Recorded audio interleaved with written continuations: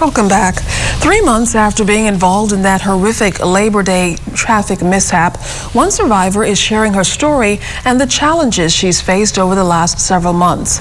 Annabelle Gibson spoke of enduring the injuries and the slow, painful recovery process which came along with it. She was speaking during the launch of the Rehabilitative Services Week. Our Jiminita Swain has the story. I am not angry. I pray every day for the young man, and I pray that he would be healed from this, because I think he would have suffered as much trauma as those of us who would have been in the accident. Annabelle Gibson was one of several persons injured during that fateful crash on Labor Day. On Monday, she, along with other rehabilitative therapists of the Public Hospitals Authority, were honored during the launch of Rehabilitative Services Week. Herself, a therapist, Gibson talked about her injuries that included a fracture to the upper arm. I've had the tube, the urethra that runs between the kidney and the bladder, that was fractured as well. I've had a dislocated knee. In other words, the knee should rest like this, but my knees were like that. All right, so they were some of the injuries that I have received, and of course I'm suffering from also an ulnar nerve injury. Gibson, who is still recovering and remains off from work, reflected on that Labor Day accident. I was on the streets begging for help, asking people to move me, turn me over, sprinkle some water in my face so I can feel comfortable. And I remember these gentlemen came to me, put me on the stretch, and they were running from ambulance to ambulance. All they were hearing, it's full, it's full. And I remember someone saying, who does that gray van belongs to over there? And they said, road traffic. They say, man, get in there.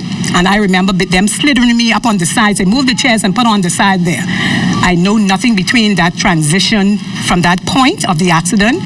Gibson says she thought she was going to die.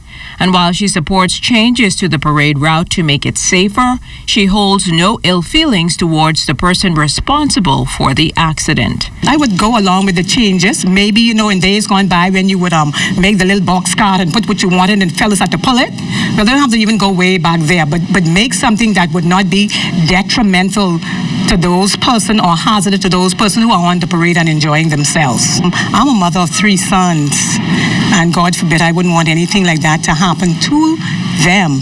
And if it did, I would want people to feel that same way about me, knowing like this was an accident and it was real tragic, but you don't want to kill him. And as our road to recovery continues, Gibson applauds the work of rehabilitative specialists. She, along with other professionals, were recognized for their contributions during the ceremony to launch the week's activities under the theme, Rehab, Your Progress is Our Passion.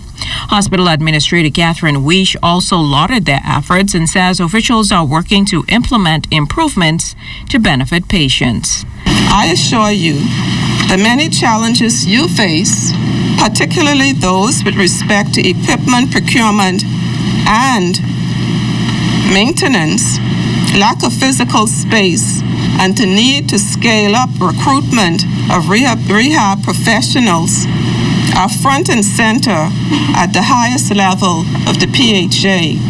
In fact, this will become part of our roadmap for improving healthcare delivery within the public sector. Jiminita Swain, ZNS Network News.